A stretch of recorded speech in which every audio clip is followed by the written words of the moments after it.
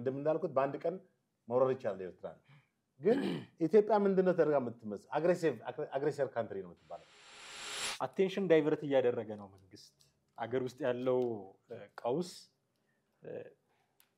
ወደብ ሲል መንግስት ወደብ ሲል በርግጥ መንግስት አይደለም ያለው እሱ የጠቅላይ ሚኒስትር አብይ ወደብ ሲል ብሎ ነው የገለጸው እንበለውኛ መንግስት ስለ ወደብ ሲያወራ ኢትዮጵያ ወደብ ያስፈልጋታል ከሚል ኢንቴንሽን አይደለም አገር ውስጥ ያሉትን ቀውሶች አቴንሽን ዳይቨርት አድርጎ ስልጣኑን ለማራዘም ስለሚፈልግ ነው የሚል ነገር አንስቷል ወደቡ የራሱ ምን ያህል ስትራቴጂያዊ የሆነ ነገር እንደሆነ ስለዚህ አሁን እኮ አሰብ በጣም ቅርብ ነው ከጅቡቲ ወደብ ጅቡቲ መተማኪኖች እኮ ስንት ጊዜ ነው የሚጓዙት በጣም ረጅም ርቀት እኮ ነው የሚጓዙት አሰብ ከሆነ ግን በአንድ ጊዜ ይደርሳሉ ያላስቆሙት የህዳሴ ግንባታ የስኬት ታሪክ አለ ይሄንን እንደ ስኬት ታሪክ ይዘን እንደ መንደርደሪያ እንደ ስፕሪንግ ቦርድ ይዘን ወደብ ማግኘት አለብን የሚል እንቅስቃሴ ውስጥ ስንገባ እንዲሁ አሁንም አልጋ ባልጋ ይሆናል ተብሎ መቼም አይጠበቅም ብዙ ነገሮችን ያያያል ኢምፖርት ኤክስፖርት ብቻ አይደለም ወደብን ለሸቀጥ ማራገፊያና ማመላለሻ ለቃዎች ማስገቢያና ማስወጫ ብቻ ሳይሆን ለሴኩሪቲም ነው ለዚህ ነው ባህር በር እዚህ ቀይ ባህር ላይ ብዙ ወደ 14 ሚሊዮን ሀገራቶች የባህር ኃይላቸውን እዛ ኢምፕሎይ ያደረጉት ማለት ነው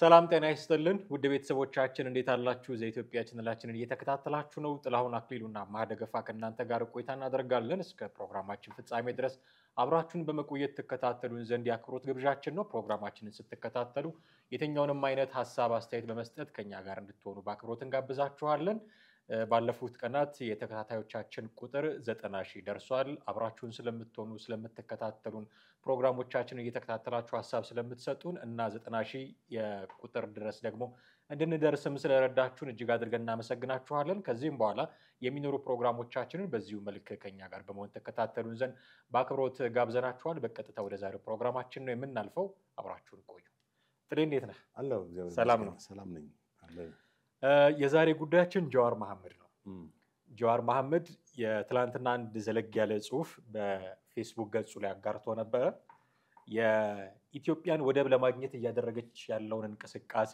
ነው የተቸው መነሻው ላይ አንድ ነገር ተናግሯል ኢትዮጵያ የራሷን ወደብ መሻቷ መፈለጓ ተገቢ ነገር ነው ብሎ ተቀብሏል ተገቢ ከሆነ ለምንድነው ይሄ መንግስት ብዙዎች ወደብ መፈለጉን የሚተቹት የሚል ጥያቄ ተያይዞ እንድናነሳ ያደርገናል እነዚህ ነገሮች እናነሳለን ግን እንደው በጥቅሉ መንፈሱን እንዴት ነው ያገኘው የጽሁፉን ጀዋር መሐመድ የጻፈውን ጽሁፍ መንፈሱን እንዴት ትክክል ጀዋር እንግዲህ በትላንትና መሰለኝ የጻፈው እና ከዚህ በፊትም ከአንድ ከአራት ከአምስት ወራት በፊት ጽፏል ስለ ባህር በር በጭወትና በጉልበት ወይስ በሰላማዊ መንገድ ጽፏል አጠቃላይ የጽሁፉ ይዘት እንግዲህ ኢትዮጵያን የባህር በር ማግኘቷን እንትን ሙሉ በሙሉ አልተቃወመም ምንም ካየው ነገር ግን የተቸው ምንድነው አሁን እየተካሄደ ያለውን ማለት ወደ ኃይል አማራጭና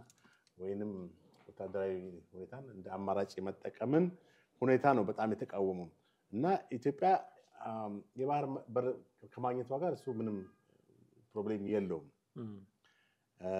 ነገር ግን ዲፕሎማሲያዊ ስትራቴጂ ያልተመራ የበሰለ አካሄድ አይደለም የሚል ነው ምክንያቱም አገራችን የወደ ፍላጎቷን ለማሟላት ያላትን እድል ጭራሽ ያጠባል ነው ያለው እንግዲህ በርግጥ እንግዲህ አሁን ኢትዮጵያ ላንድ ሎክድ ከሚባሉ አገሮች ውስጥ ነች በአፍሪካ እንደነ ኡጋንዳ ምናምን የመሳሰሉት አሉ ነገር ግን በአምስት ሀገሮች በዙሪያ ያሉ አምስት ጎረቤቶች ሀገሮች ማለት የባህር በር ያላቸው ሀገሮች ናቸው ስለዚህ ከነዚህ ሀገሮች ጋር አሁን የጅቡቲን ወደብ ነው የምንጠቀመው በከፊል የበርበራን እንጠቀማለን የሶማሌንም ነገር ግን በስፋት ሌሎችንም እንደነ ኬንያ ፖርት ሱዳንን የመሳሰሉትን የመጠቀም አክሰስ አለን ዓለም አቀፍ ህግም ይሄን ይፈቅድልናል ስለዚህ አሁን የሚታየው የጭወትና እንትን ወደ ሌላ ግጭት ሊያመራን ይችላል ማለትም አሁን በሆርን ኦፍ አፍሪካ ውስጥ እንግዲህ ኢትዮጵያ አንከር ስቴት ማለትም የሰላም እንትን ነው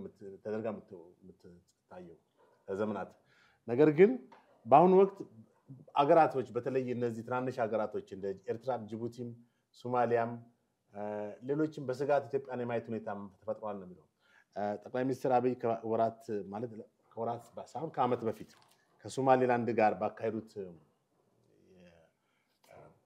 ወደብ የመጠቀም ሁኔታን አስመልክቶ በሶማሌ ዋናው ሶማሌ የተነሳውን ከፍተኛ ቁጣና እንትን የሚታወቅ ነገር ነው አይደል? በኢትዮጵያና በሶማሌ መካከል የነበረው ሰጣ ገባ ወደ ጦርነት ሊያመሩ የሚችሉበት ሁኔታ ይሄን አስታኮ የግብጽ ሰራዊት ወደ ሶማሌ መግባቱንም ጠቅሷል ጃዋር ማለት ይሄ የሆርን ኦፍ አፍሪካ ቀንድ በጣም ሴንሲቲቭ እና የብዙ አገራትን ትኩረት የሚወስድ ነው። አሁን ኢትዮጵያ ከሶማሌላንድ ጋር ባደረገችው ድርድር የደገፈን የለም በርግጥ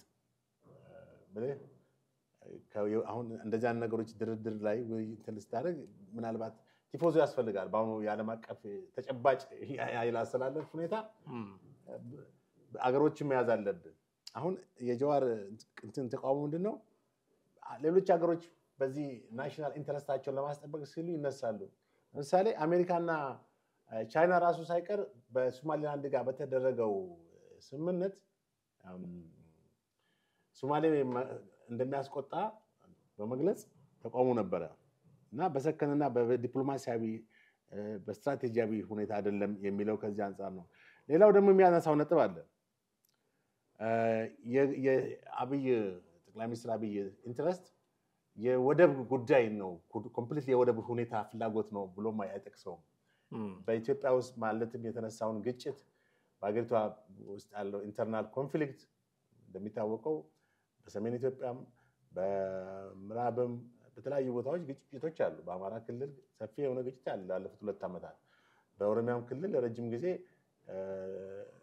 ጠቅላይ ሚኒስትር ራሳቸው ወደ ስልጣን ከመጡ ጀምሮ ያልተቋረጠ ግጭት አለ ሸኔ ጋር በተያያዘ እና ብዙ ሰዎችም ተገድለዋል ዛሬም እየተገደሉ ነው። እና ይሄን ነገር ሴትል ማድረግ ባልተቻለበት ሁኔታ ለሌላ ነገሮች ወይም ተጨማሪ ቀውስ መፍጠሪያ ነው እና ጠቅላይ ሚኒስትሩ ይሄንን ዳይቨርስ ማድረጊያ ነው ማለት ይሄንን ውጤት ይሄንን ግጭት የማስቀየሻ መንገድ ነው ብሎ ነው የሚያቀርብበት ሁኔታ። እንግዲህ ትክክል አይደለም ብለን የምትችለው ነገር አይደለም። በርግጥ በተወሰነ ደረጃ አንደኛ እሱ ያቀረበው ሐሳብ ምንድነው ዲፕሎማሲያዊ ነው መቅደም ያለበት ወይም በሰላም ነው በሰጥቶ መቀበል መርህ ነው። አለበለዚያ አሁን ኤርትራ አሰብን ብንቆርስና ብንወስድ ወይም በኃይል ብንጠቀም ከባድ ነገር ነው። ዓለም አቀፍ ሕግን መጣስ ነው። ከዛ በፊት ግን ኤርትራውን ልትወስድ የምትችለው እርምጃ ሁሉ አስቀምጧል። ለሳውዲ አሁን የሸጠችው ነገር አለ አይደለ? ልትሸጥ ትችላለች። አሰብን ለረጅም ጊዜ በሊዝ ብትሸጥ ግጭቱ ከማን ጋር የሚሆነው ከሳውዲ ከሀያልና ቱጃር ከሆነችው ሳውዲ ነው። ሳውዲ ደግሞ ብዙ ደጋፊዎች አላት እና ሌላ ግጭት ውስጥ ነው የሚያስገባን የሚችል ነው ይችላል የሚል ነው። እንደገና የጃዋር መከራከሪያ ነጥብ ጠቅላይ ሚኒስትር አብይ በስልጣን ከመጡ በኋላ በጣም ከዩናይትድ አረብ ኤሚሬት ከሚባለው ሀገር ጋር በጣም ጠንካራ ግንኙነት አላቸው። ለሳቸው ለሚሰሯቸው ፕሮጀክቶች አረንጓዴ ልማት ሁሉ ከፍተኛውን በጀት ማለት ፈንድ የሚያደርጉት እሳቸው ናቸው። ሳውዲ ልዑል ማነው ንጉስ እና ይሄ ኤሚሬት የሚባለው ሀገር ደግሞ የነ ሳውዲና የነ ሌሎች ሚድል ኢስት አካባቢ ያሉ እንትኖች ባላንጣ ነው። በእነሱ መካከል ራይቫለሪ ማለት የናሽናል እንትን አለ በቀይ ባህር ላይ ማለት ነው። እና አሁን ጠቅላይ ሚኒስትር እንግዲህ ያቀረበው ፕሮክሲ ነው የሚለው። ፕሮክሲ ማለት የኤሚሬትን በመወከል የሚያካሂደው ነው እንጂ በትክክል ባህር በርን ታርጌት አድርጎ አይደለም በሚል ይከራከራል። ዞሮ ዞሮ የባህር በር ማግኘታችን ወይም መፈለጋችን ጤናማ ነው። ኢትስ ኖት ኖርማል። ግን አሁን የምንሄድበት አካሄድ ነው እንዴት ነው? ምክንያቱም ኤርትራ ትንሽ ሀገር ነች ብለን ሂደን ልንወራትም ሆነ ሌላ እንትን እናደርግ የምንችልባቸው ነገሮች የሉም። በዛ ላይ እንግዲህ አሁን ኤርትራን ብትወር ወይም አሰብን ብትይዝ ማን ነው ቁጭ ብሎ የሚመለከተው የሚለውን የሚመጣ ውጤትም ማየት ያስፈልጋል። እንደገና በጦርነቱ ደግሞ ግጭቶች ከተነሱ የሞቱ ሰዎችም ይኖራሉ። ሌላም ብዙ ሰብአዊና ቁሳዊ ነገሮች መውደማቸው የማይቀር ነው አጠቃላይ ማለት ነው። እንግዲህ በጥቅሉ በጽሁፍ ውስጥ ያነሳቸውን ሐሳቦች አንስተሃል። እንዳልከው ገና ሲነሳ ኢትዮጵያ የራሷን ወደብ መሻቷ ተገቢ ነው ወይ ብሎ ጠይቆ ኦፍ ኮርስ ተገቢ ነው ብሎ ነው የሚመልሰው። ግን አሁን ባለው ሁኔታ ችግሩ ምንድነው ብሎ ሲያስቀምጥ ጊዜና አቅምን ያላገናዘበ ነው የሚል አመክንዮ ነው የሚያነሳው። ኦኬ ስለ ጊዜ ካነሳን አሁን ካልሆነ ጊዜው መቼ ነው ታዲያ የሚል ጥያቄ ተያይዞ ደግሞ ማንሳት አለብን። ትክክል ነው። አሁን ይሄን ጥያቄ ማናነሳ ከሆነ መቼ ነው የምናነሳው? እናንተ ጠቅላይ ሚኒስትር ስትሆኑ ነው የምናነሳው? እናንተ የመንግስት ስልጣን ስትይዙ ነው የምናነሳው? ወይስ አሁን ያለው መንግስት ስልጣን ሲለቅ ነው የምናነሳው? መቼ ነው የምናነሳው ይሄንን ጥያቄ የሚል ጥያቄ ተያይዞ መነሳት መቻል አለበት። አንደኛ። ሁለተኛ ከጊዜ ጋር አብሮ ያነሳው ደግሞ የአቅምን ጉዳይ ነው። ጊዜና አቅምን ያላገናዘበ ብሎ ነው ያነሳው። ኦኬ ስለ አቅም ካወራን ከማን ጋር ስንገጥም ነው የአቅም ጉዳይ የሚነሳው? ከኤርትራ ጋር የምንገጥም ከሆነ ጠቅላይ ሚኒስትሩ በምክር ቤትም እንደተናገሩት ጦርነቱ የሚጀመር ከሆነ ውጤቱ ግልጽ ነው ብለው በጣም አቃለው ሲናገሩት ሰምተናል። በዚህ ደረጃ አቅም ላይኖራት ይችላል ኤርትራ። ግን ሶማሊያን ጠቅሶ ግብፅን ወደ ወታደሮቿ እዛ መግባታቸውን፣ ቱርክ ወደብ እንድትጠቀም በረጅም ጊዜ ሊዝ መሸጧን ጠቅሶ፣ ጅቡቲ ለሳውዲ ታጁራ ወደብን እንዲሁ በሊዝ መሸጧን ጠቅሶ አሰብም ማነው ኤርትራም የአሰብ ወደብን እንዲህ ልታደርግ የአሰብ ወደብ ብሎ ስፔሲፊካሊ ያልጠቀሰውም ግን ወደቦቿን ለሳውዲ እንዲህ ባለ የረጅም ጊዜ ሊዝ ልትሸጥ ትችላለች የሚል መንደርደሪያ ያስቀመጠና ስለዚህ አሰብን የመጠየቅ ጉዳያችን የሚያጋፍጠን ከኤርትራ ጋር ሳይሆን ከሳውዲ ጋር ይሆናል ማለት ነው ብሎ ደግሞ ያነሳው። ስለዚህ የአቅም ጉዳይ ስናነሳ ኤርትራ አይደለችም ማለት ነው ጉዳያችን። ጠቅላይ ሚኒስትሩ እንዳሉት በየአመቱ አንዳንድ ኤርትራ እየጨመረ ነው ብሎ ነበር እሳቸው 3 ሚሊዮን። ጉዳያችን ከኤርትራ ጋር ሳይሆን ከሳውዲ ጋር ይሆናል፣ ከማንጋፋው ባላጋራ ጋር ይሆናል የሚል ነገር ነው የሚያነሳው። ይሄ ነገር ኢትዮጵያ ካላት አሁን ውስጧ የውስጥ ችግር ያለባትን የውስጥ ችግር በደንብ ሃንድል ማድረግ ስላልቻለች የውጭው ነገር ይቸግራታል ብሎ ታስቦ ከሆነ መወቀስ ያለበት መንግስት ብቻ ነው ወይ የሚል ተያያዥ ጥያቄ ማንሳት አለበት።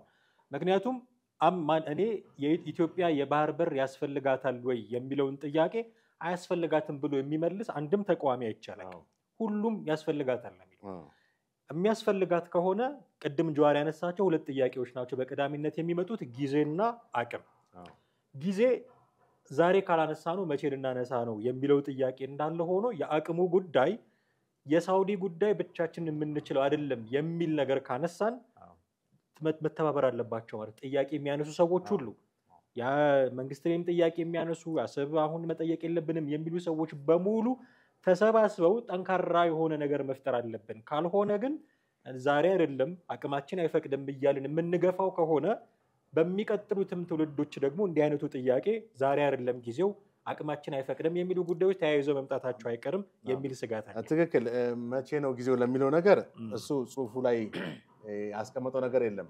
አሁን ካልሆነ ኦልሞስት 34 ዓመት ያክል እንግዲህ አሰብ ተወስዶ ኢትዮጵያ ወደ ባልባ በመሆን በኪራይ በየአመቱ 2 ቢሊዮን ብር ዶላር ነው ለጅቡቲ ወደብ እየከፈለች ነው የምትጠቀመው። ከፍተኛ የሸቀጦች መውጫና መግቢያ ያለው ጅቡቲ ላይ ነው። አሰብ ቢኖር ኖሮ በጣም በብዙ መንገድ ከርቀቱ ከተለያዩ ነገሮች ተመራጩ ነበረ እና አሁን የኢትዮጵያ መንግስት ኮምፕሊትሊ ወደ ጦርነት የመግባት እንትን አይደለም እያራመደ ያለው ዲፕሎማሲ ነው። ያው ሰላምን ነው በመጀመሪያ ወይ በሰጥቶ መቀበል መርህ ነው። ይሄ ማለት በዲፕሎማሲ ያልተመራ አካሄድ ነው ብሎ ማለት አይቻልም። አሁን ጃዋር ያለው የበሰለ አካሄድ አይደለም ነው ያለው።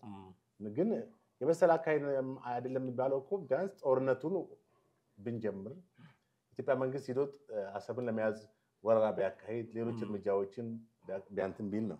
ነገር ግን አሁንም ዲፕሎማሲው ነው እየቀጠለ ያለው። ስለዚህ በተቻለ መጠን ዲፕሎማሲውን አንጠፍጥፎ የመጠቀም ከመጨረሻ ድረስ የመጠቀም ሁኔታ ነው። አንደኛ ኤርትራ ራሷ ትጠቀማለች በወደቡ። በኢትዮጵያ በዛ ቦታ ላይ ሸቀጦች በሚመላለሱበት ሰዓት ኤርትራ እኮ ተጠቃሚ ነች፣ በዋነኛነት ኢኮኖሚ ተጠቃሚ ነች። ስለዚህ ኤርትራ ይህንንም አይታ ነገሮችን በሰከነ ሁኔታ ማለትም ሁልጊዜ ከጠባጫሪነትና ከክፋት አንጻር ብቻም ሳይሆን ፖዚቲቭሊ ነገሮችን አናላይዝ በማድረግ ከኢትዮጵያ ጋር ወደ ተሻለ ግንኙነት የሚያመራኝ ነው የሚል ወደ ሰፊነትና አርቆ አስተዋይነት ሊያስፈልገው ይገባል። በእርግጥ በእነ ኢሳያስ አሁን ባለው ከኢሳያስና በካቢናቸው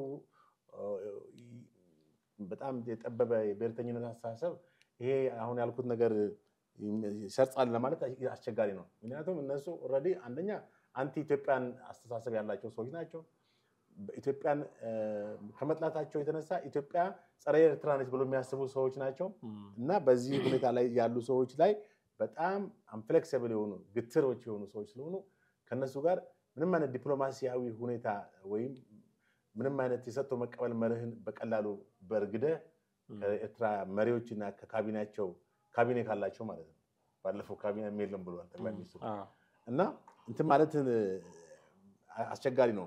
የጀዋር ሐሳብ እንግዲህ መቶ ባይሆን ተቀባይነት ያለው ሐሳብ ነው ማለት መንግስት ወደ ጦርነት ለመግባት የሚያደርገው እንቅስቃሴ አዋጭ አይደለም። አካባቢውን የበለጠ ኢትዮጵያ ወደ የምታገኝበትን እንትን ያጠበዋል ነው ያለው። ወደፊትም ጭምር ያጠበዋል ነው ያለው። እንደገና ደግሞ ከብዙ አገሮች ጋርም ግጭት ውስጥ ልትገባ ትችላለች። እንደ ጠብጫሪ ትታያለች፣ እንደ ወራሪ ትታያለች። ከሳውዲ ጋር ከነ ቱርክ ጋር ከነ ያው ከግብጽ ጋር ኦሬዲ በእንትን ውስጥ ያለ ነው። ከሌሎችም አገሮች ጋር እንደገና ደግሞ ጎረቤቶች አገሮችን በስጋት እያዩት ነው። አሁን ኢትዮጵያ መንግስት ምን አይነት ምክንያቱም ኢትዮጵያ 130 ሚሊዮን ህዝብ ያለው ነው። እነዛ 10 ሚሊዮን እንኳን አይሞላቸውም ህዝባቸው። ሶማሌን ብትል ስንት ነው? ከ10 ይበልጣል ነው ሶማሌ አይበልጥም። ኤርትራም 3-4 ቢሆን ነው። ጅቡቲም 3 ምናምን ቢሆን ነው። ትናንሾች ናቸው። ስለዚህ የኢትዮጵያ መንግስት የሚወስደው ወይም ቀርባቸውን እንትኖች ነው ትንሽ የነሱን ህልውና ምክንያቱም አሁን አንደኛ እነዚህ በተለይ ከኤርትራ ውጭ ያሉ ሀገሮች ኤርትራ ወደባቸውን እንድትጠቀም ይፈልጋሉ። ማን ነው ኢትዮጵያ ሁሉም ክፍት አድርገዋል። ኢቭን ጅቡቲም እኮ የታጁራን ወደብ ለኢትዮጵያ ክፍት አድርጋ ነበር። ፍላጎት አላሳየንም። ያም እንግዲህ ከስትራቴጂ ወይም የወደብ ስላልተገኘ ብቻ አይደለም። የርቀቱም የተለያየ ነገሮች የእንትኑን ጉዳይ ወሳኝነት አለው።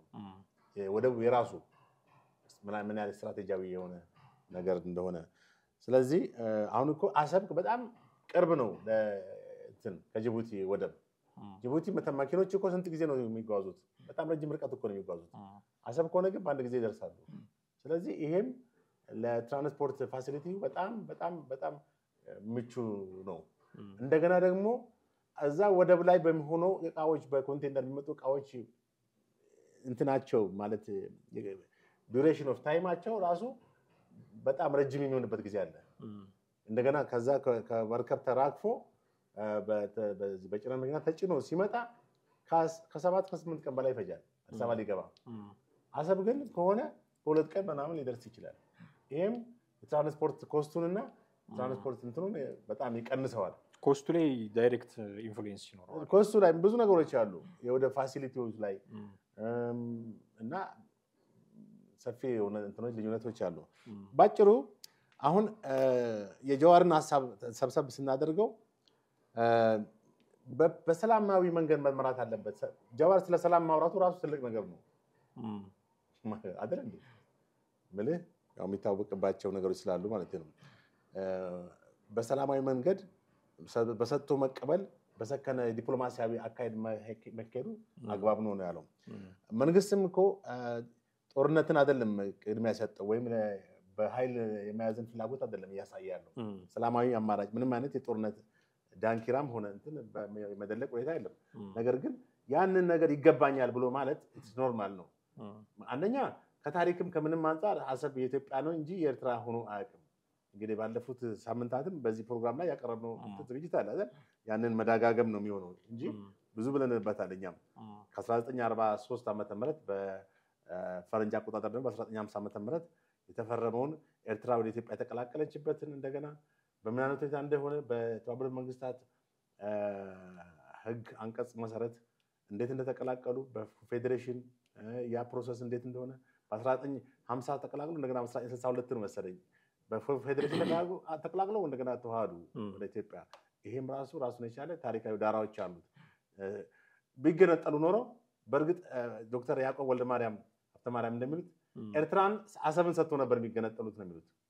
አየህ በዛ 1950 ቢገነጠሉ ኖሮ አሁን እንግዲህ ያ የተንከባለለ መጥቶ አፄ ኃይለ ሥላሴ ከስልጣን ከወረዱ በኋላ 66 ከዛ ደርግ ስልጣን ይዞ ኤርትራ ማለት አንገት ነው አትቆረጥም አንገት ከተቆረጠ አገር የለም በሚል 17 ዓመት ሙሉ ከኤርትራ ጋር ደም አፋሳሽ ጦርነት አደረገ ማለት በዛ ጦርነት ውስጥ ያለቀው ህዝብ እንግዲህ በጣም ዛሬ ድረስ ቀላል ህዝብ አይደለም ለአንዴና ለመጨረሻ ጊዜ የኤርትራን ጉዳይ ለመቋጨት ብሎ የ1973 የቀይ ኮከብ ዘመቻ ተጀመረ በዚህም አልተሳካም የናዶ የምናምን ጦር እያለ ደርግ ባደራጀው እንትን አልተሳካም ገባ የኤርትራን ጥያቄ ለአንዴና ለመጨረሻ ጊዜ በቃ ለመቋጨት በሚል የቀይ ኮከብ ዘመቻ ከዛ በኋላ እንግዲህ በኤርትራ ጦርነቱ ያየለ ምናምን በናቅፋ በተለያየ መንገድ አፋቤት ምናምን በሚል መጨረሻ 83 ደርግ ራሱ ተሸንፎ ሀገር ለቆ ወጣ እና ይሄን ስትመለከት ወደብ መኖሩ በራሱ ሰላምን ያመጣም ብሏል ጃዋር የየመንን ጠቅሷል የመን 2000 ምናምን ኪሎ ሜትር ከኤደን እንትን ጋር ከባህር ጋር በተያያዘ እንትን አለ የባህር በር አላት ሶማሊያ ወደ 3000 ምናምን ኪሎ ሜትር የባህር በር አላት ሁለቱም በአለም ደሃ የሚባሉ ሀገሮች ናቸው እንደውም ፌል ስቴቶች ናቸው ነው ይሄም ያስከዳል እሱ መላምታዊ እንትን ማለት መላምታዊ ተሳም ሎጂክ ነው በቃ ሪሌቫንት ነው ምናየው ነገር ነው መላምት ወደ ፊውቸር ነው አይደለ ይሄ ደግሞ ያሁን ፕሬዘንት ላይ ያለ ነገር ነው እና ጃዋር የተናገረው ነገር ኔጋቲቭ ነው ሁሌ ኔጋቲቭ ነው ብለ ሪጀክት የምታደርገው ነገር አይደለም ሁሉ ከጠላትም ወገን የሚሰነዘሩ ሐሳቦችን መቀበሉ መልካም ነው እና ወደቡን በዘዴና በብልሃት ማግኘታችን ነው አሁን ኤርትራን ስለምናሸንፍ እኛ በአንድ ቀን ኤርትራ መሮን እንችላለን አሁን ባለን ወታደራዊ ኃይል ግን ዓለም አያጨበጭብልን ኢትዮጵያ ወራሪ ነው የምትባል መጀመሪያ ዓለም በፊት ዜናው ኢትዮጵያ ኢንቬድድ ኤርትራ ብሎ ነው የሚዘዱት አልጀዚራ ምናምን እንጂ አሰብን የማግኘት ጥያቄያቸውን መለሱ ምናምን ብለው እኛ በመንሄድ በአካይዳ አይደለም ዓለም አቀፍ ዜና ቻንትኖች ሚዲያዎች የሚያቀርቡልን አሁን ዓለም ወደ አንድ መንደር እዚህ በግሎባላይዜሽን ሲስተም ውስጥ ነው ትንሽ ኮሽታ ካለ በአንድ ቦታ ላይ ኢሚዲየትሊ የዜና እንትን ነው የምትሆነው ያ ዜና ደግሞ አንተ በመትፈልገው አንተ ሐቅን ስለያዝክ ብቻ ዜናው ወይንም ሚዲያዎች በዛ መንገድ እንትን የሚዘግቡልኛል ብለ መጠበቅ የለብም አሰብ የኢትዮጵያ ታሪካዊ ሀብት ነው ታሪካዊ ሪሶርስ ነው መልሳ ኢትዮጵያ ያዘች ብሎ አይደለም ዜናው የሚጀምሩት ኢትዮጵያ ለዋላይ አገር ኤርትራን ወረረች ብሎ ነው የሚጀምሩት ዜናውን ሲዘግቡት ይሄ የወራሪነትን ገጽታ ያላብሳል አንደኛ የዛሬ 30 እና ምናምን ዓመት ኩዌት መወረሯን ሳዳም ሁሴን እኮ ኩዌት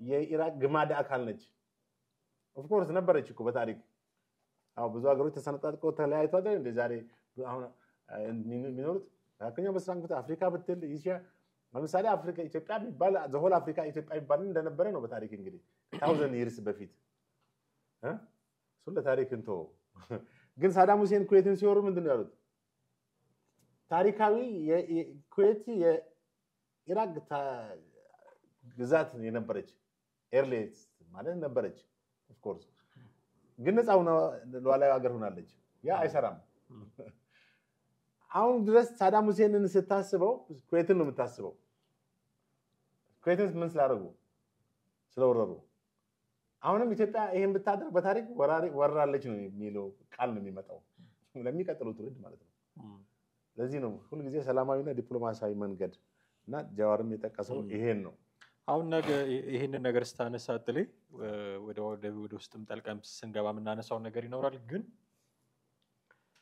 ለምሳሌ የአባይ ግድብን ስኬት እናንሳ የአባይ ግድብ ብቻችንን የሰራነው አልፎ አልፎ ዶናልድ ትራምፕ የኛ ገዛ አለበት እያሉ ሲናገሩ እንሰማቸው ካልሆነ በስተቀር በዛ ደረጃ የኛ የገንዘብ አስተዋጽኦ አለበት ብሎ የሚናገር ማንንም አካል የለም ግን አባይ ግድብን ስንሰራ አልጋ ባልጋ በሆነ መንገድ እንዳልሆነ ደግሞ ይታወቃል በተለይ ከግብጽ ይደርስብን የነበረው ጫና እንዲህ በቀላል የሚታይ አይደለም ከሱዳን ጋር ወታደራዊ ልምምዶች ታደርግ ነበር መሬት ላይ ወታደራዊ ልምምድ አየር ላይ የጄቶች የጦር አውሮፕላኖች ልምምድ ታደርግ ነበር ከኤርትራ ጋር ብዙ ትገናኝ ነበር የሆነ ነገር ኮሽ ባለ ቁጥር ከሶማሊያ ጋር አሁን እንደውም ሰላም አስከባሪ በሚል ስም ወታደሮች እስከ ማስገባት ደርሳለች።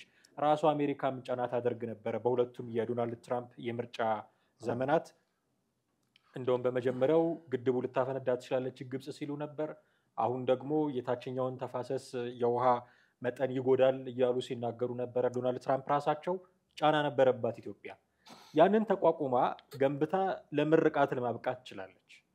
አሁን ግብጽ፣ አሜሪካ፣ ሱዳን፣ ሌሎችም ሀገራት ኢንክሉዲንግ ኤርትራ ተባብረው ያላስቆሙት የህዳሴ ግንባታ የስኬት ታሪክ አለ። ይሄንን እንደ ስኬት ታሪክ ይዘን እንደ መንደርደሪያ እንደ ስፕሪንግ ቦርድ ይዘን ወደብ ማግኘት አለብን የሚል እንቅስቃሴ ውስጥ ስንገባ እንዲሁ አሁንም አልጋ ባልጋ ይሆናል ተብሎ መቼም አይጠበቅም። ብዙ ነገሮችን እያየ ነው።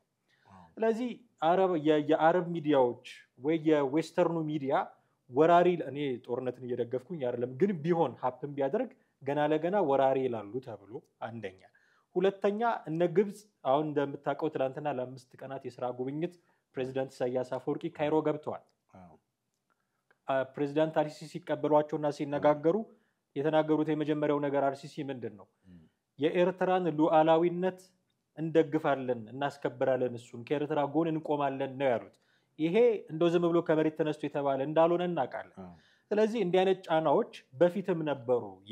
የህዳሴው ግድብም ሲሰራ ነበረ። አሁንም እያየነው ነው። የሆነ ነገር ኮሽ ባለ ቁጥር ከሶማሊያ ጋር ማውራት፣ ከግብጽ ጋር ማውራት የኤርትራ የየዕለት ጉዳይ ሆኖ እናያለን። ይሄ የሚታወቅ ነገር ነው። ስለዚህ አሁን ሳውዲም መጣች፣ ግብጽም መጣች፣ ኤርትራም ከነሱ ጋር አበረች፣ አሜሪካም ከኤርትራ ጋር ግንኙነት ለመፍጠር እየሞከረች ነው በዚህ የተነሳ ብሎ ጀዋር እንደውም ጽፏል። የዲፕሎማሲያችን ክስረት ነው ማሳያ ነው በሚል ማለት ነው። ይሄ ሁሉ ነገር ቢሆን እነዚህ ራሳቸው ሀገራት የፈጠሩት ጥምረት የህዳሴ ግድብን ከመገንባት እንዳላቆመን ሁሉ አሰብ ወደብንም ከመጠየቅ ሊያቆመን ይገባል ወይ? ይችላሉ ይሄንን ማድረግ? ኦፍኮርስ የውስጥ ችግራችንን መፍታት አለብን። ኦፍኮርስ አንድነታችንን ማጠናከር አለብን። ግን ይሄንን ፈርተን የውስጥ አንድነታችን ሳይጠናከር ነው የህዳሴ ግድብን ገድበን የጨረስነው። በነገራችን ላይ ይሄንን ፈርተን የምንተወው ነገር ነው ወይ? እነዚህ ሰዎች ዛሬ ይሄንን ጊዜ ብናሳልፍላቸው ነገስ ይተኛሉ ወይ? ለኛ የግብፅንም ሌሎቹንም ታሪካዊ ጠላት እያሉ የሚፈርጁ አሉ። በነገራችን ላይ እኔ እንደውም የሚገርመኝ ኢሳያስ አፈወርቂ የኢትዮጵያ ታሪካዊ ቁጥር 1 ጠላት ነው እያሉ የሚገልጹ ሰዎች እንዳሉ ታውቃለህ። ለምሳሌ አቶ ልደቱ አያሌው የዚህ ንግግር ቀዳሚ አቀንቃኝ እንደሆኑ እናውቃለን። ይሄ ቁጥር 1 የሆነ ጠላት ዛሬም ነገም ለኢትዮጵያ የተኛም ቁጥር 1 ጠላት ከሆነ ማለት ነው። ዛሬ እንተኛለት ወይ? ለነገ እናሳድርለት ወይ?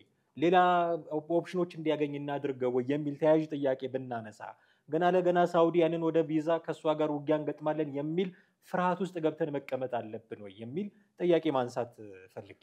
ጥሩ ነው፣ ትክክል። አሁንም እኮ ወደቡን የማግኘት ፍላጎታችንና ኢንተረስታችን በሁሉም ኢትዮጵያውያን ድረስ ዘሴም ነው ብዬ አስባለሁ። ምናልባት ይሄን የሚቃወሙ ሰዎች እንግዲህ የመቃወም መንፈስ ያለባቸው ዝም ብሎ ወይም ተራ የሆነ የተቃውሞ ስሜትን እንጂ ወደብ አስፈላጊነቱ ከብዙ አንግል እኮ ከዚህ በፊት ባቀረብናቸው ፕሮግራሞች ላይ ሰፊ ውይይት አቀርበናል።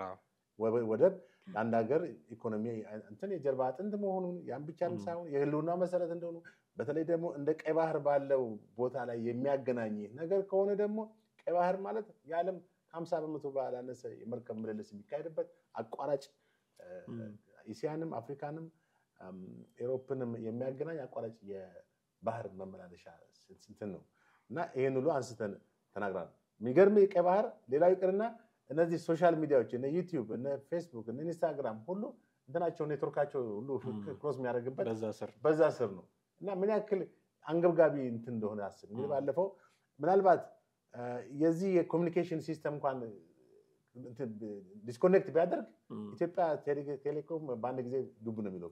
እንደው እዚህ ላይ ማጠናከሪያ እንዲሆን ጥሌ የኢንተርኔት ኬብል በባህር ውስጥ ነው የሚያልፈው።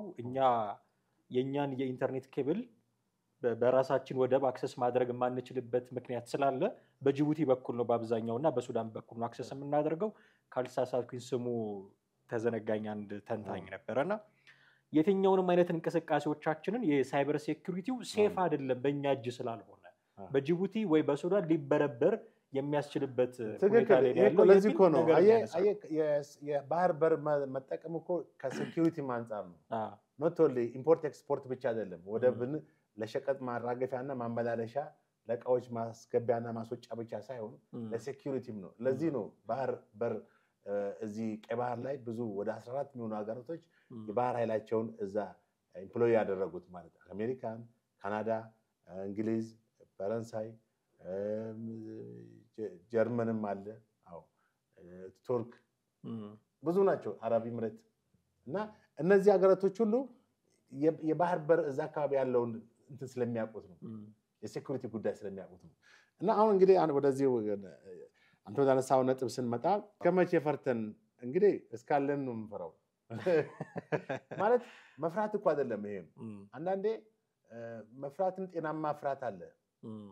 ዝብለ ኔጋቲቭ የሆነ ፍርሃት ሳይሆን ጤናማ ፖዚቲቭ የሆነ ፊር አለ። እና ይሄ ደግሞ የምትፈራው ለምሳሌ አሁን ኢትዮጵያ ከኤርትራ ጋር ምንም የሚመጣጠን ወታደራዊ የኢትዮጵያ ወታደራዊ አቅም ከኤርትራ ጋር በጭራሽ አይመጣጠንም። በጣም ፓወርፉል ነው ኢትዮጵያ። ቅድም እንዳልኩት በአንድ ቀን መውረር ይቻላል ኤርትራ። ግን ኢትዮጵያ ምንድነው ተደርጋ የምትመስለው? አግሬሲቭ ካንትሪ ነው የምትባለው። ጉልበተኛ ሀገር ነው የምትወሰደው። እንደገና አንከር ስቴት የሰላም ደሴት ማሚን የሰላም ምሰሶ የተባለ የነበረው ሀገር ኢንሴኩሪቲ ኤክስፖርተር ወይንም የአካባቢው የግጭት እና ያለመረጋጋት ኢንስታቢሊቲ ኮዝ የነሱን ቃል ተወሰ የመጣ ነው የሚመስለው ግጭት ፈልፋይ ምናምን እያልከሽ ኖ እንደዚህ ነው ልትወሰድ የሚችለው። ምክንያቱም ዓለም አቀፍ እንትኖች ይሄን ነው እንትን የሚሉ ቀደም እንዳልኩት የዜና ዘገባዎችም የሚያቀርቡት መረጃ በአንድ ጊዜ ሹት የሚያደርጉት ኢትዮጵያ ወረረች ነው። አሁን የመጨረሻው ምንድነው? የሰላም አማራጮች ገና ተንጠፍጥፈው አልተጠቀምናቸውም። የኤርትራ መንግስት ይሄ የግትርነት አቋሙና ቢባይነቱ እኮ አሁንም በጥቂት ሰዎች ነው ያለው። በፕሬዝዳንት ኢሳያስና በማስታወቂያ ሚኒስትሩ በየማነ ገብረመስቀል ነው። አብዛኛው የኤርትራ ህዝብ እኮ ከኢትዮጵያ ጋር ሰላማዊ ነገር ነው መፍጠር ይፈልጋል። ምናልባት እንደው በተቃዋሚዎችን ማደራጀት እንደ አንድ አማራጭ ሊሆን ይችላል። ማለትም እንግዲህ የኢትዮጵያ መንግስት ምን ያክል ተቃዋሚዎችን እንዳደራጀ አላውቅም። ኢትዮጵያ ውስጥ ማደራጀቷል ማለት የሰማነው ድምጽም የለም። ነገር ግን ተቃዋሚዎችን አደራጅተህ ኃይል ሰጥተህ አስታጥቀህ እንትን በምትልበት ሰዓት እንትኑ ቶኑ ይቀንሳል። ኢትዮጵያ ያደረገች ሳይሆን ተቃዋሚዎች ያደረገው ስለሚባል መብታቸው ነው እነሱ።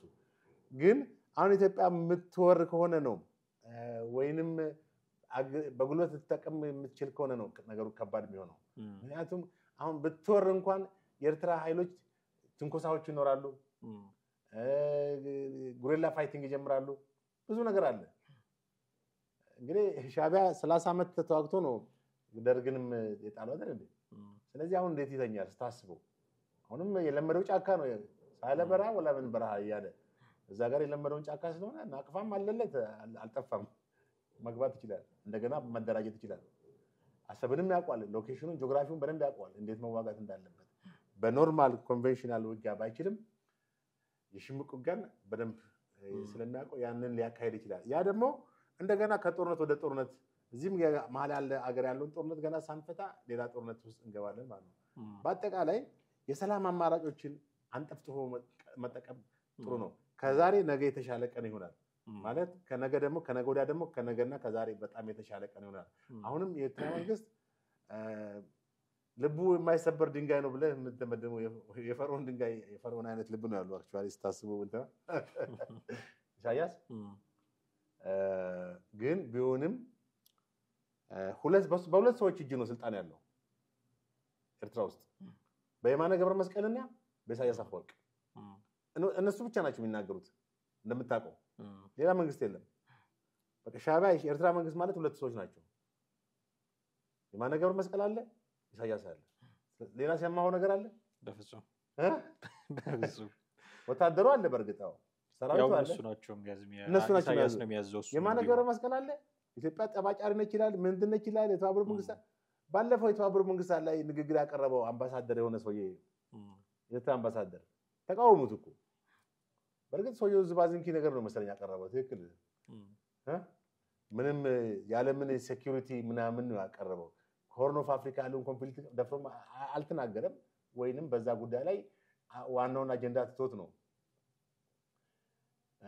ምናልባት ከኢትዮጵያ ጋር ሰላማዊ ግንኙነት መፍጠር እንፈልጋለን ቢል እንኳን አንድ ነገር እኮ ነው ያንንም አልተናገረም ኢንተርናሽናል ጉዳይ ነው ያወራው እና አሁን ኢትዮጵያ የምትሄድበት አቅጣጫ ብንጫጩም ምንም ያመጡም ማለት አይቻልም ምክንያቱም ዓለም በኃይል አስተላለፍ ነው አሁን የዩክሬን እኮ የሚዋጋው አውሮፓውያኖች እነ ፈረንሳይ እነ ጀርመን አሉልኝ ብሎ ነው ያ በቲሸርት እየዞረ እንትን የሚለው ማነው ስሙ የዜሌንስኪ ማለት ነው የዩክሬን እና የኤርትራ ጉዳይ በባንድ ፔጅ ላይ የሚቀመጣል መሰለኝም ካላት ዩክሬን እና ኤርትራ ለምዕራባውያን ሀገራት ካላቸው ኢምፖርታንስ አንፃር በዛ ደረጃ የኤርትራን ትኩረት ይሰጡታል ወይ ኦፍ ኮርስ ናሽናል ኢንተረስታቸው ኤርትራን እኮ አይደለም አሁን እነሱ ኤርትራን ፈልጓል ሳውዲ ኤርትራን ፈልጋ አይደለም እኮ ኦፍ ኮርስ ኤርትራን ፈልጓ አይደለም ማንም ኤርትራን ፈልጓ ባህር ላይ ያለው ፖለቲክስ ይገባኛል ቀይ ባህር ላይ ያለውን ትልቅ ሪሶርስ ትልቅ ሀብት ቅድም አለን ይሄ ቀይ ባህር ትልቅ የባህር ወሽመጥ ትልቅ የባህር መተላለፊያ መስመር ነው የዓለም የንግድ መርከቦች የሚሄዱበት እንትን ነው በዛ ላይ ደግሞ ለምሳሌ ከኢሲያ ወደ አውሮፓ የሚሄዱ መርከቦች የቀይ ባህርን ካልተጠቀሙ ወደ ደቡብ አፍሪካ ኬፕ ታውን ደርሰው ነው እንደገና ወደ ላይ የሚሄዱት 5000 ኪሎ ሜትር ይጨምራሉ በርቀት በሂደታቸው ላይ 5000 ኪሎ ሜትር ማለት በጣም ሩቅ መንገድ ይሄዳሉ እንደገና ተጨማሪ ፕላስ መሄድ የሚገባቸው ሲደመር 5000 እንደገና ይጨምራሉ ቀይ ባህርን ከተጠቀሙ ግን 5000 ቀንሳሉ እንደዚህ አይነት ነገሮች ብዙ አድቫንቴጆች አሉት ገብቷል እንደሚታወቀው ቀይ ባህር በኢንሴኩሪቲው ይታወቃል እንደ የመን ሁቲና የሶማሌ ፓይሬቶች ሶማሌ ባህር ላይ ወንበዴዎች ለብዙ አመታት ሲቆጣጠሩት የነበረ ቦታ ነው መርከብ የሚዘርፉ የየመን ሁቲዎች ደግሞ ከዚህ ከጋዛ ጦርነት ጋር በተያያዘ በእስራኤል ላይ እና በምዕራባውያን በአሜሪካና በተለያዩ የእንግሊዝ ፈረንሳይ መርከቦች ላይ ጥቃት ሲያደርሱ እንደነበር ታውቃለህ እና አሁን ይሄ ኢንሴኩሪቲው የራሱን ኢንተረስት እንትናለው የቀይ ባህር ሴኩሪቲ ማለት ነው በአጠቃላይ ኢትዮጵያ ምን አይነት እርምጃ መወሰድ አለባት የተያዘችው እርምጃ ትክክል ነው አሁን አንዳንድ ሰዎች ናቸው ምናልባት ጠባጫሪነት የወራሪነት ስሜት አለው አዎ በርግጥ አሁን በአንዳንድ ሰዎች መካከል በማህበራዊ ሚዲያ የሚነዛው አንዳንድ እንትን ቀኖርሳለ ምናምን ዘር ማለት የማውን ነገር ነው ሁሉ ነገር በአሁኑ ሰዓት በጣም ግሎባላይዝ የሆነ ወደ አንድ መንደር የመጣ ዓለም ነው ቅድም እንዳልኩት የሆነ ቦታ ኮሽ ካለ ወዲያው የዜና ፍጆታ ነው የምትሆነው እንደገና የሶሻል ሚዲያው እንትን ደግሞ በጣም ሰፍቷል በየትኛውም ቦታ ላይ ሰዎች መረጃ የማግኘት አክሰሳቸው በጣም የሰፋ ነው ማን ምን እንዳደረገ በጣም ይታወቃል ማትክክለኛ እንደሆነ ማትክክለኛ እንዳልሆነ አሁን ኤርትራን ሞራላችን አይደለም አሰበኛ መሆኑ አይደለም እንትኑ ዓለም ያየው ኢትዮጵያውያን ያጡትን እንትን አሁን አንድ ጀነራል ተሾመ የሚባሉ በእናንተ ድክመት ነው አሰብን ያጣችሁት ብለው በቁጭት ተናግረዋል ታስተውሳለህ ብለው ይሉናል የተለያዩ ሀገር ወታደራዊ አመራሮች እና በቃ ምናምን አይነት ንግግር ተናገሩ አሁን እሺ እነዚህ ያሏቸው ሰዎች ኢትዮጵያ ከወረረች በኋላ ኤርትራን በሚል ስለዛው ውግዘትና ያ ሁሉ ተቋሙ ከጎናችን ይቆማሉ አይቆሙም ስለዚህ ዲፕሎማሲው ነው መቅደም ያለበት በጣም በሳል የሆኑ ዲፕሎማሲዎች ናቸው ሌሎች አማራጮችን መጠቀም ይቻላል ዲፕሎማሲው የመጨረሻ ማይሳካ ከሆነ የኤርትራን ተቃዋሚዎች አሉ አሜሪካም አሉ አውሮፓም አሉ ማለት እንዴ ባለፈው አምባሳደር ቲቦርናጂ እንኳን በግላቸው ያደራጁ አይደል የኢትዮጵያ ወዳጅ ስለሆኑ ምንድነው ስሙ ምን ነበር አልሙሃዲ ነው ምናምን ወኔ ሙስሊምና ብርጌና አህመዱ የሚባል ነው መሐመዱ የሚባል አንድ እንግዲህ እሳቸው አንድ አምባሳደር ለኢትዮጵያ አስቦ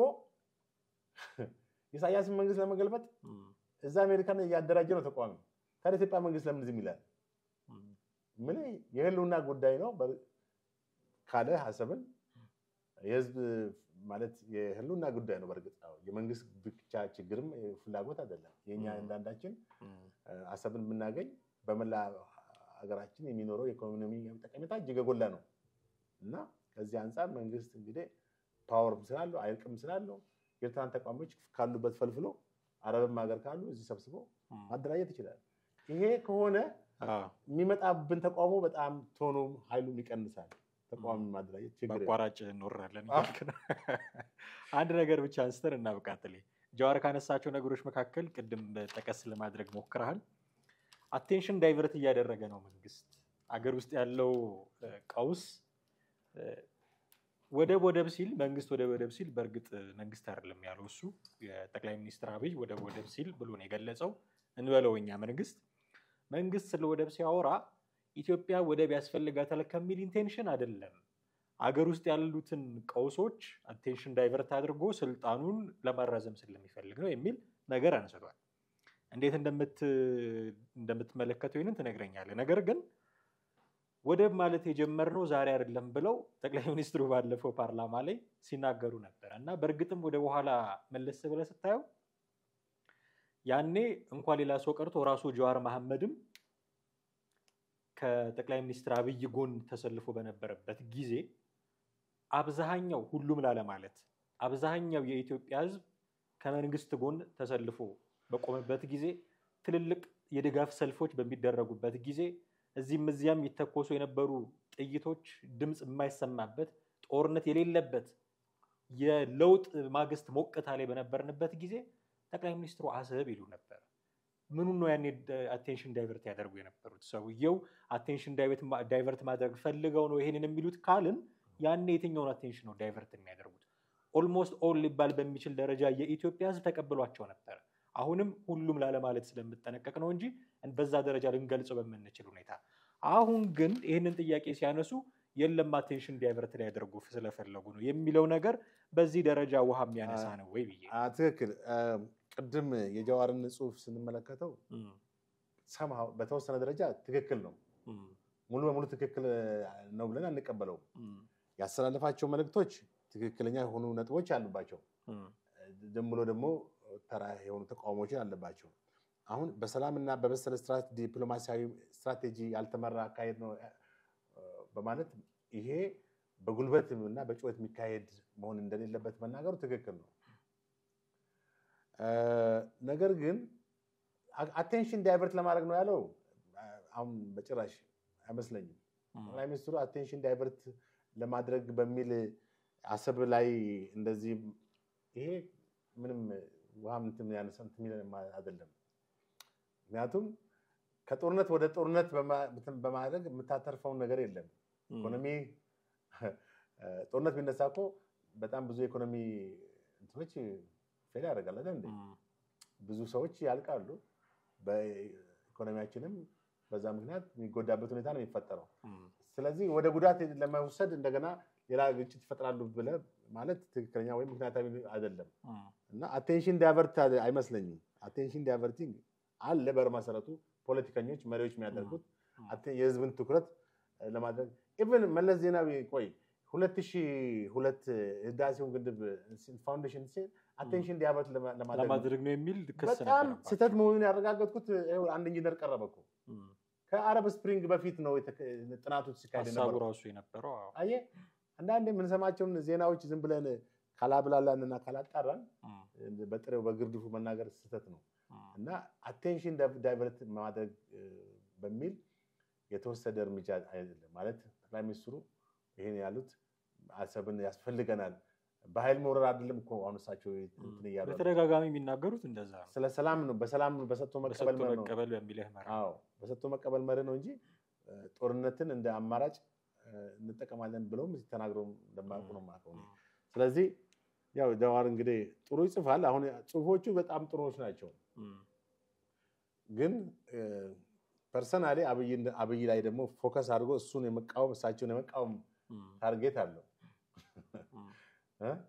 እና የአብይ እና የብልጽግና መንግስት ደሴት ነዋሪዎች ነው ምናምን የሚል ቃላት ይጠቀማል።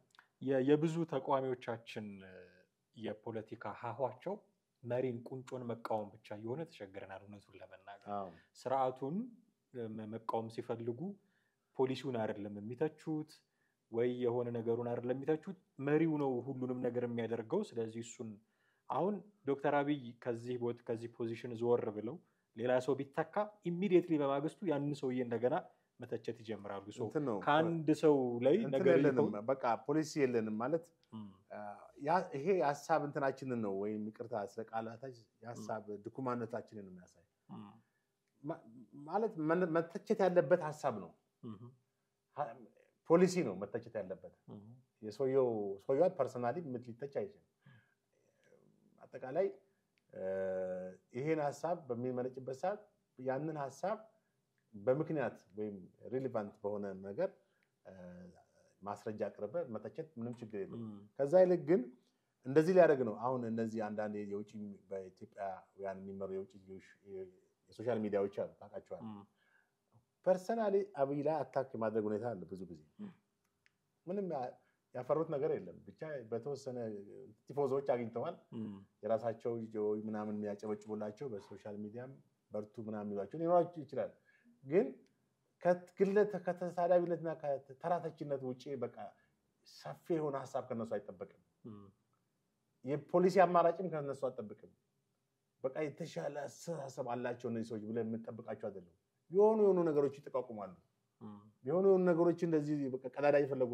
የሚናገሩ ሰዎች ናቸው ይሄ ፐርሰናሊ አታኪንግ ነው በተቃራኒው ነገር ማንሳት አለብን ብያስባለሁ ለምሳሌ ባለፈው ምክር ቤት ላይ ሞድስ ሲያቀርቡ የነበሩ አንድ የምክር ቤት አባል አይታላ መንግስትንም ስታመሰግን ጠቅላይ ሚኒስትሩን ብቻ አይደለም የምታመሰግነው እርሱ እንደዚህ ሆነው የእርሱ ስም እየተነሳ እንደውም ዝሆን ሾክ ቢወጋው ዞር ብሎ ማይም ዝም ብሎ ነው የሚሄደው ብለው ግዝፈታቸውን ከዞን ጋር ያነጻጸሩ እንደዚህ ማመስገን ካለብህ ስርዓተ መንግስቱ ተመሳሳይ ነው በሁለቱም ጽንፍ የረገጡ ተመልከት ጭፍን ደጋፊና ጭፍን ተቃዋሚ የሚባል ነገር ጭፍን ደጋፊ መሆን አስፈላጊ አይደለም ጭፍን ተቃዋሚ መሆን አስፈላጊ በምክንያት መቃወምና በምክንያት መደገፍ አሁን የምክር ቤት አባልም ይሄ ውዳሴ ከንቱ የሚባል ነገር አለ ውዳሴ ከንቱ ነው ማለት ጠቅላይ ሚኒስትሩን በዛ መንገድ ማቆለጳጰስ ምን ጥቅም አለው እዛ ለመጨበቃ አንዳንድ ሰው ያን ያገኙትን ደቂቃ ክሪቲካል ለሆነ ነገር ነበር አጥቶ እኮ ሉዝ አደረጉ እኮ ያንን የተሰጣቸውን